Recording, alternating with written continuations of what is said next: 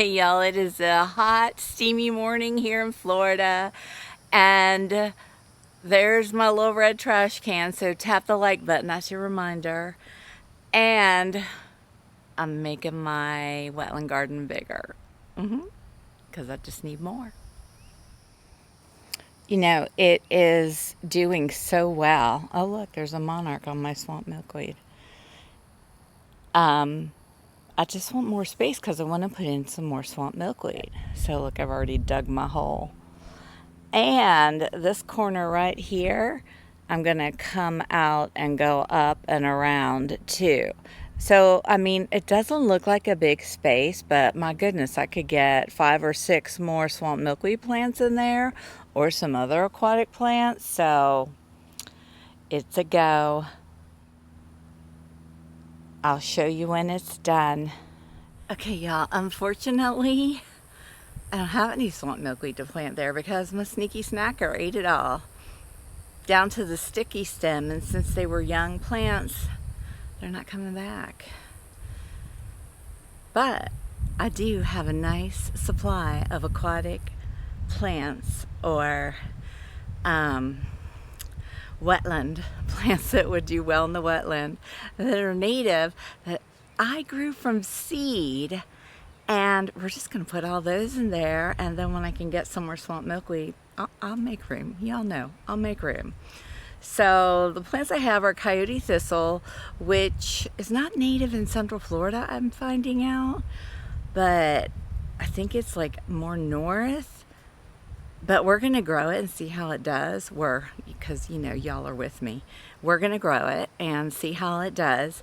And I've got some water cowbane, and I found an aquatic milkweed, Asclepias perennis, in a pot at the other end of the yard. Don't ask, I don't know. So I'm going to get that and put it in here. And I think I have one more Stokes aster. I said water cowbane, I said coyote thistle. Yeah, I think that's it. But I've got several of the coyote thistle, so let's go. Y'all, look at my little plant stash I have back here. Now, some of these are not aquatic, but actually they're very happy.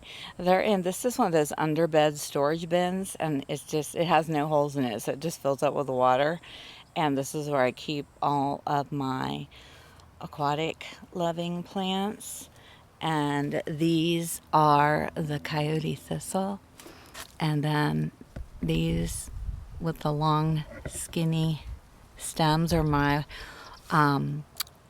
water cowbane. And then somewhere is one Stokes aster. I think it's that one in the corner underneath the grass. So I'm going to grab all those and we'll go put them in. Look at me, I'm on it for you guys today. Orangium integrifolium. I even made the sign.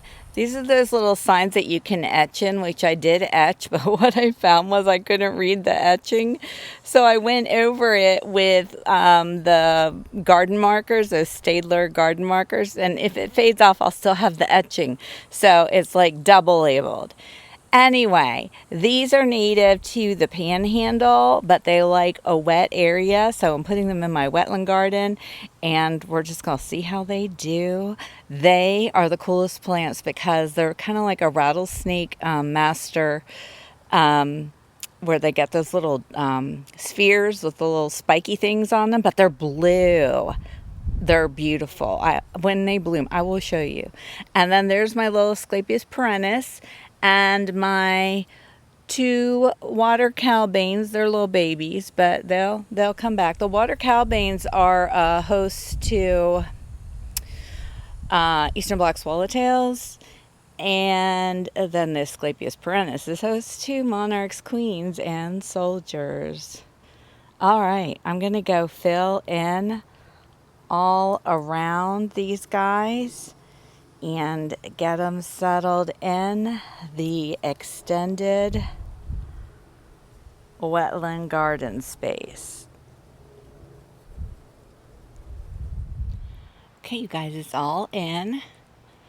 Both sides are done. And I went and found 2 of my swamp milkweeds that something ate. look at this one. I don't hold much hope for that, but I put them in here. We'll see how they do. Apprentice is not looking happy, but it'll get it back together. And then the 3 Orangium integrifolia. I said that right. And then on this side, there's another. It's also referred to as blue Orangio. There's a little Stokes aster, and I found another swamp milkweed that was growing up somewhere else, and I moved it here. So the wetland garden is officially extended. And look at the cardboard. I'm tired of the weeds. That was all weeds. I just covered them up with cardboard. And I'm going to send my husband to Lowe's, get me some pine bark, and we're just gonna drown those weeds because I'm over it. Also down there, going back to my gardening area, all weed filled. So good thing I get a lot of orders from places that ship in cardboard boxes. Now we gotta go see all my friends who've been gardening with me, and it has been so hard to not get distracted. Look at this guy. I believe it's a male.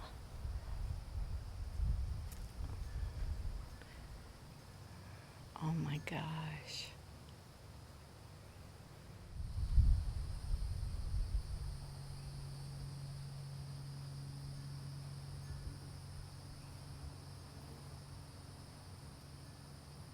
Y'all look.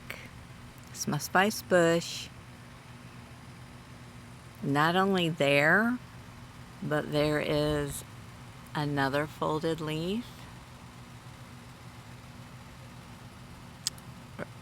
So I'm gonna take both these leaves in to the enclosure and put them on my spice bush that's in there.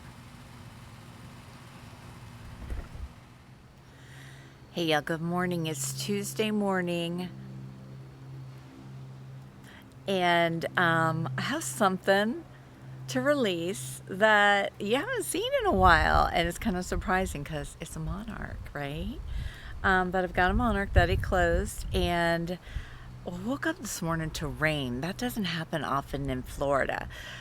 Usually our rains come later in the afternoon because they drift in from the coast over to the center of the state, which is where I am.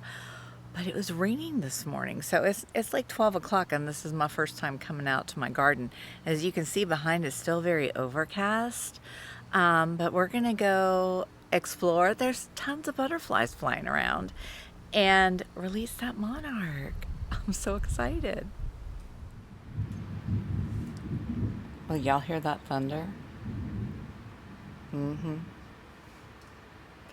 don't know how much time I'm gonna get to spend in my garden. Here's our beautiful monarch, and look, there's a little caterpillar right beside her. So I'm not sure if she's ready because she's just now doing her wings. I don't even know if she's a she. I still have to, I think she's a she. Let me see if she'll come on my finger. Hey, sweetness. There. See who you are. Nope, it's a boy. I'm just gonna, because that thunder is coming, I'm just gonna take him up here and hang him on the ceiling.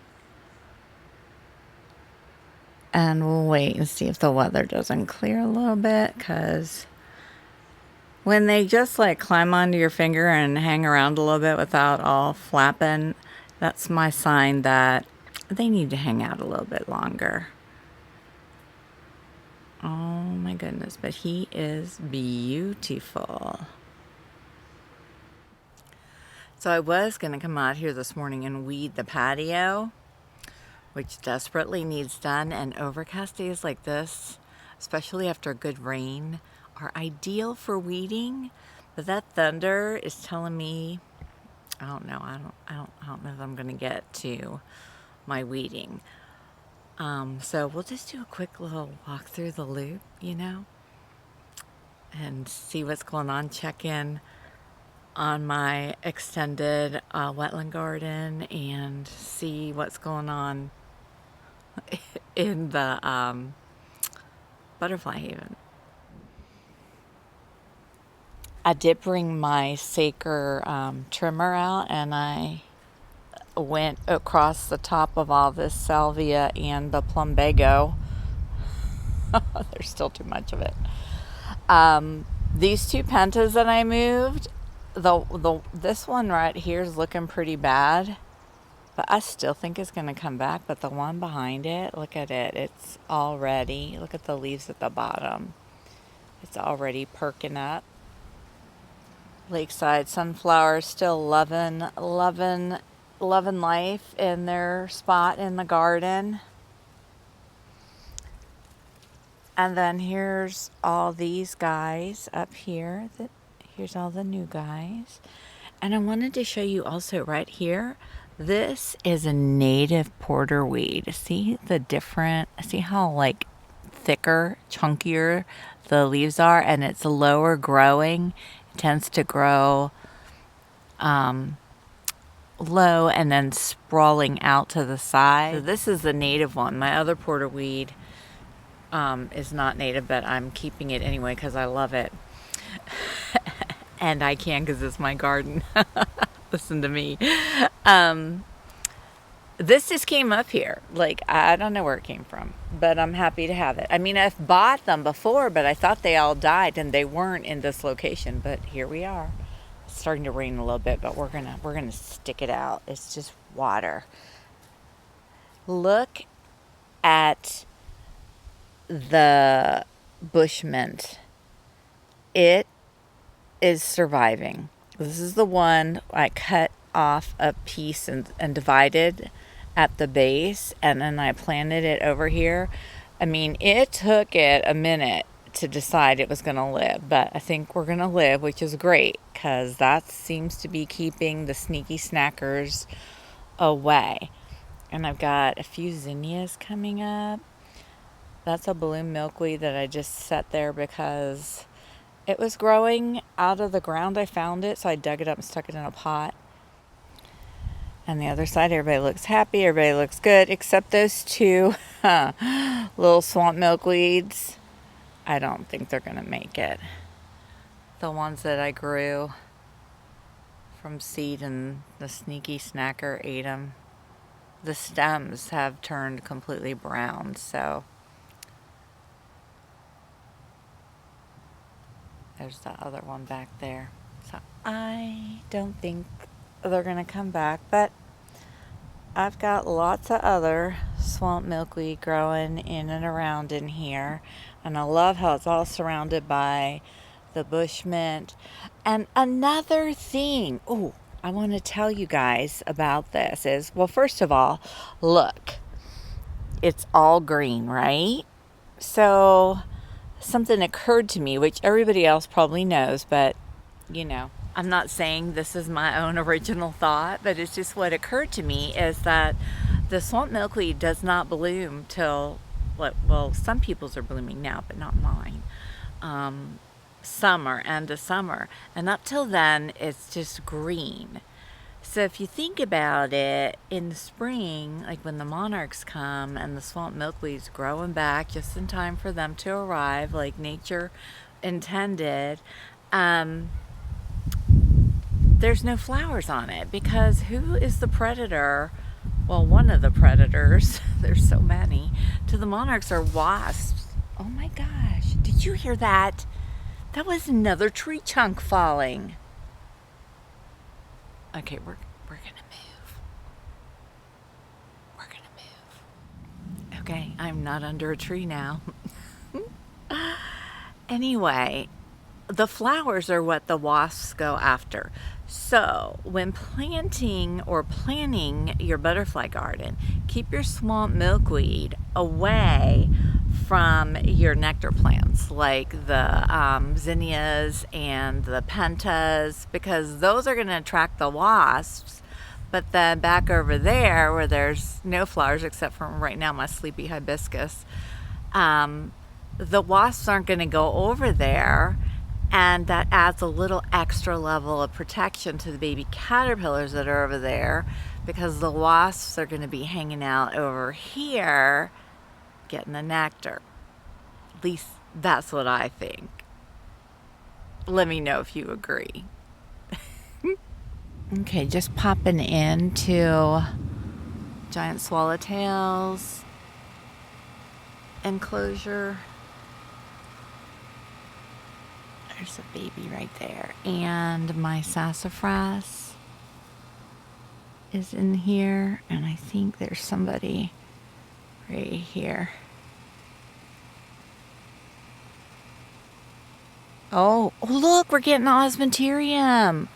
Oh, good. I love a sassy little caterpillar. Look at how adorable. It's green. Hello, baby.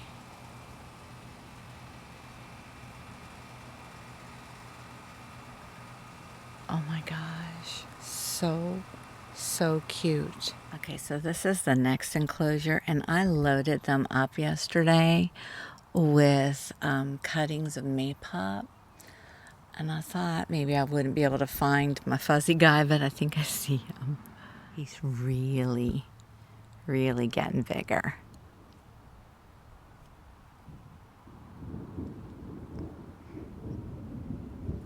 Also in here is my wild black cherry tree, and I did move some of the caterpillars out here. I only see one right now, but I think there's 3 of them in here somewhere.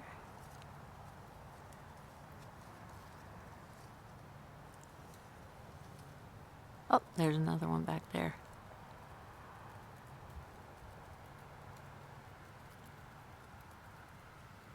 Oh, and remember my sulfur caterpillar? The plant's still back there, but he's been missing. I just found him. Let me tell you, their chrysalides are so good. You see him? Right there. Green to blend in with the plant. Look how beautiful this chrysalis is. This is zebra longwing. They're little metallic shimmers, thought to ward off predators. But the guy who was on here that I thought was a hornworm, I haven't seen him for 2 days. I mean, he's got to be in here somewhere. He could be anywhere. He could be right in front of my face, and I just don't see him.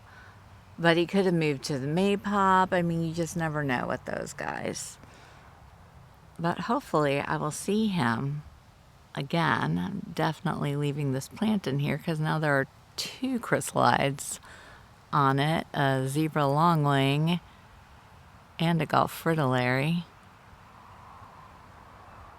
Oh look, there's Gulf fritillary ready to go. Well, let's go let him out because I don't want him to get stuck in a downpour in there where there's no place to hide. There's no plants in here or anything. I prefer you have a tree.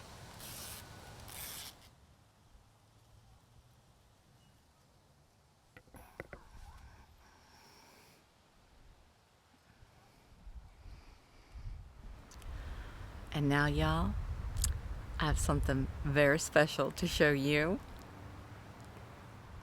Look who's growing back. That's right, y'all. It's my papaya tree. Is it gonna get up to be a full tree? I think it might, because it's growing off the side of the old trunk. And it did that before and died back, but there we go. My papaya tree is coming back. I mean, that's something to celebrate. Y'all know how much I love that thing. And hopefully this year we won't have a freeze. Please no freeze, like deep bad freeze, you know.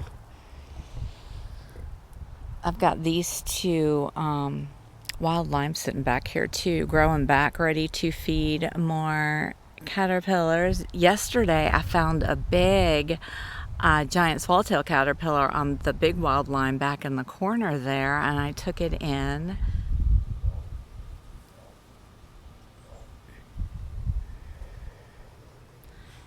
Yeah, look at these zinnias. They are gorgeous. Look at this one right here. So I've been planting more zinnia seeds, so as these ones die out, I'll be able to replace them. Last year I threw down seeds, and I started out throwing down seeds, and I feel like a lot of the seeds just didn't ever germinate. So then I did the ones in pots. Like these right here are actually in a pot, but you don't really see the pot because it's hidden down there, and that has worked fabulously. But I thought, well, when any of these die out, then I'm going to grow some more in little seed trays, and then I can just replant them in the pot. So I'm excited about that. And every single little seed tray section, actually I think I'm using the Root Riot cubes. Every single cube that I put seeds in has a sprout, like every single one. Now if I had thrown all those seeds down in the garden and direct sowed them, I don't think that would have had the same result. So I'm excited about that because they sprouted up like in a day. Swamp milkweed, I've got swamp milkweed seeds that have been planted in there. They're just not doing anything. I've got others that are. But zinnia seeds, like next day, it's like, yeah, we're here. We know what to do. I love them.